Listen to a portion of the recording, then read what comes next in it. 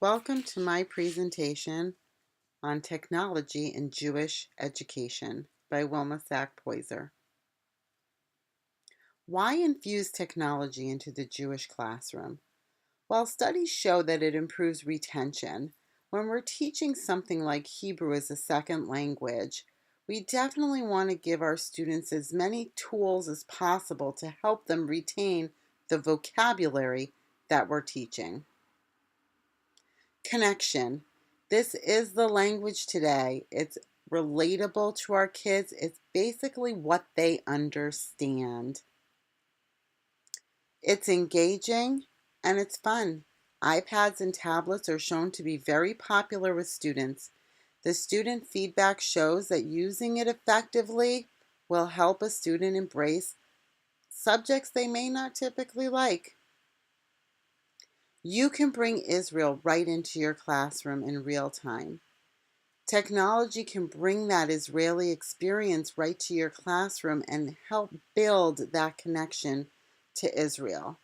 So, for example, this video of the Kotel with my 7th grade class, we decided to join the Yom HaZikaron TechEd, and my students stood for the sirens and they found it very impactful.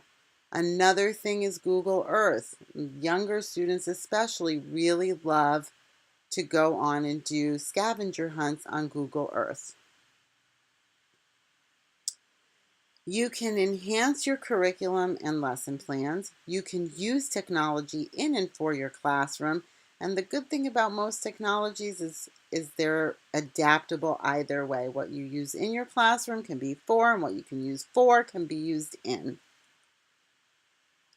There are so many technologies out there. This is just a small sampling of all of the technologies available. The idea is to figure out who your target is, what age, what class, what lesson, and mostly what your goal is. What is it that you want your students to get out of the lesson? And then what technology works best for that? Some of the samples or examples of technologies I've used is the class webpage. It helps keep your parents informed. It helps keep students involved. You can track your goals. You can have a blog to open up dialogue. You can add photo galleries and have your students and their accomplishments. This is my Israel 1 and 2 class webpage. It's 2 classes on one webpage. The goals of the class are listed out for the parents. Each parent received their own login information. There's a place for homework, what's going on, and a gallery, and a contact page to reach me.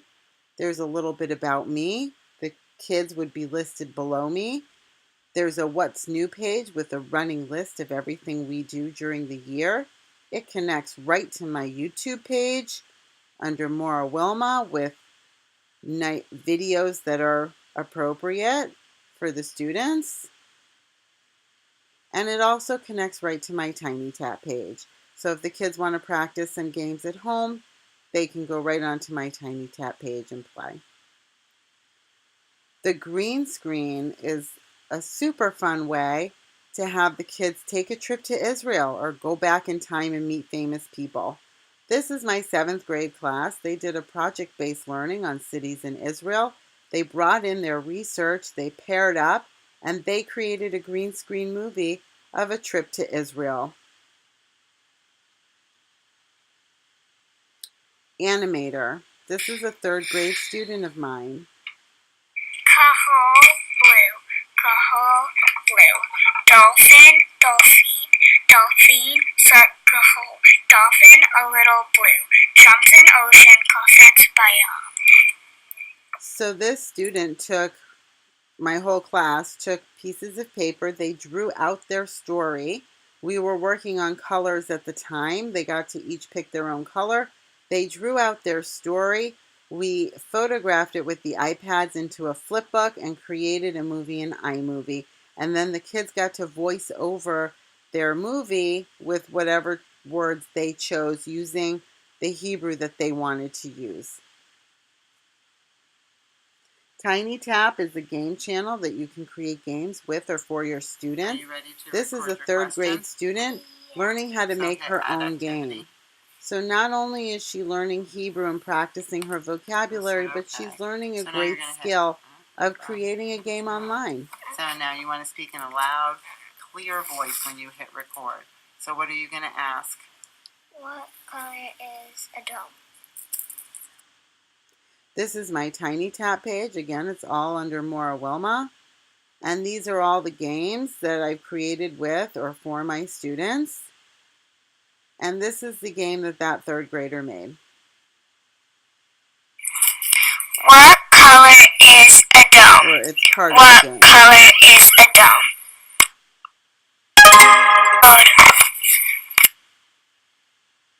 What color is this in Hebrew? What? Pen. Yellow is the hole. Which heart is a dome? Which heart? Sababa. Kahoot is an interactive online game. You can use it to initiate or review a lesson. I typically use it for review. What am I asking you? How many? So when I look at this,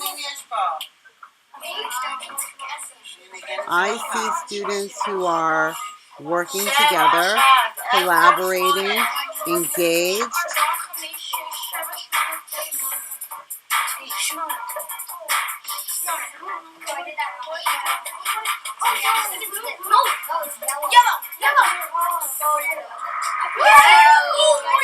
And really focusing on the task at hand. They love Kahoot. It's very popular. They will ask to play it all the time. I typically will only use it for review, but it also helps me see if something we've done has not been done enough and I need to work on it some more. The kids absolutely love this game, hands down. And it also helps them work in teams really well. You can keep score with Kahoot, but you don't have to. I found that the kids like it when you keep score, but we don't make it about the scorekeeping. Teachers and technology. So I ran my own survey amongst teachers and I put it out on my social media pages to have people share it and get other teachers. You didn't have to be a teacher, but over 75% of the responses I got were teachers who worked in the middle school, in the elementary school age group. And 66% of these teachers say that they use internet for work, but only 3% will use it for lesson plans. 48% feel it's a huge advantage, and 31% wish they had more resources to help utilize technology more effectively. 38 to 49% felt that if they had a little more training, it would help them bring more innovative ideas to their classroom. And 48% agreed this is the language of our students and we all need to understand it. The majority of teachers polled use videos and music as forms of technology in their classrooms, which is great, but it's only a small bite of technology. There's so much more out there. In this pie chart, I see that there's a lot of usage on email and Google search engines. This little green sliver here is online games, which I've just showed a couple of them, and it's 2%, which really it's being underutilized.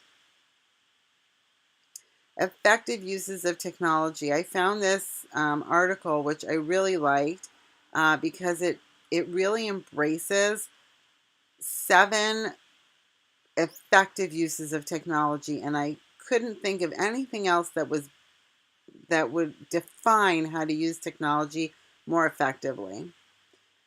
Share, collaborate, and team up. Teachers need to work together. All of my game pages and everything I have is all shared online.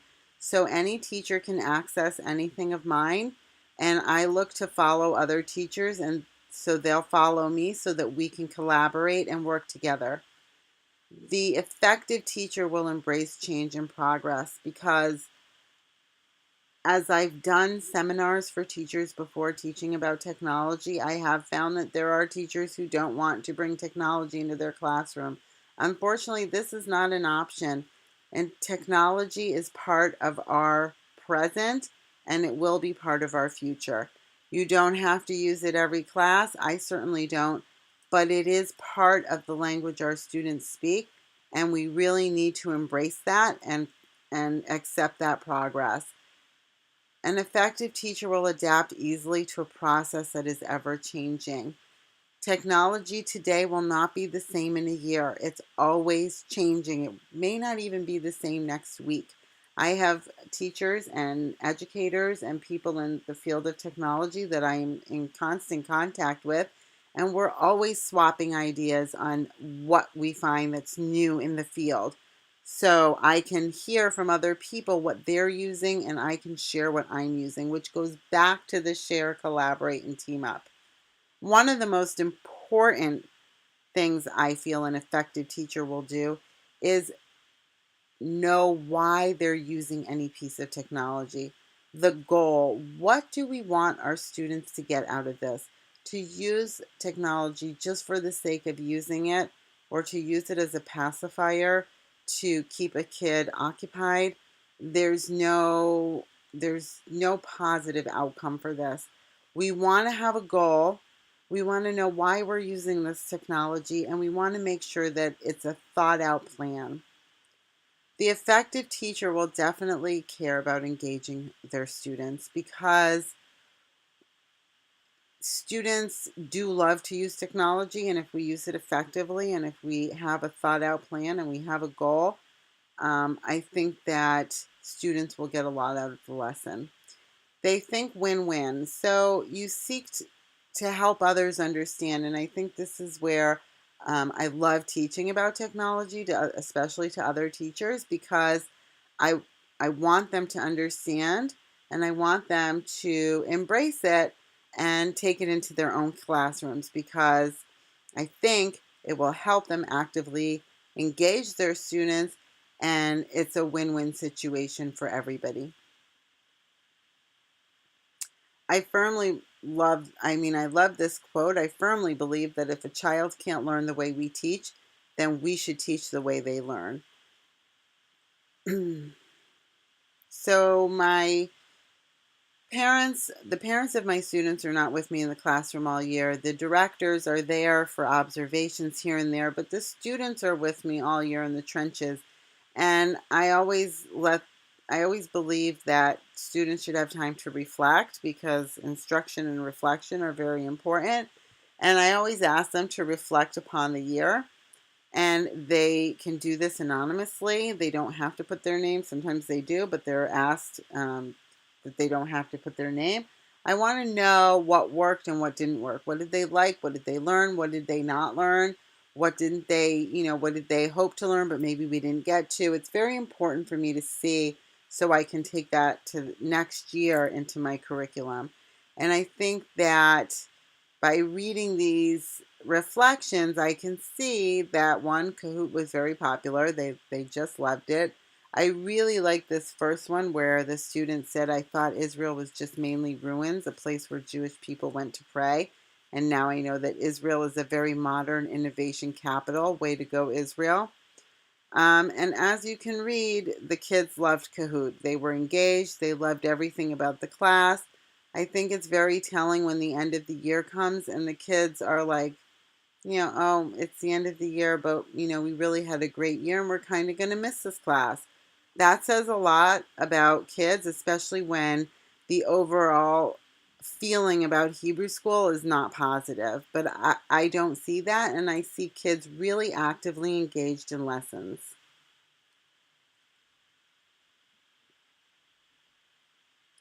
This one was interesting. I gotta say, I really liked Kahoot. I think Kahoot could really tell children all things about Israel.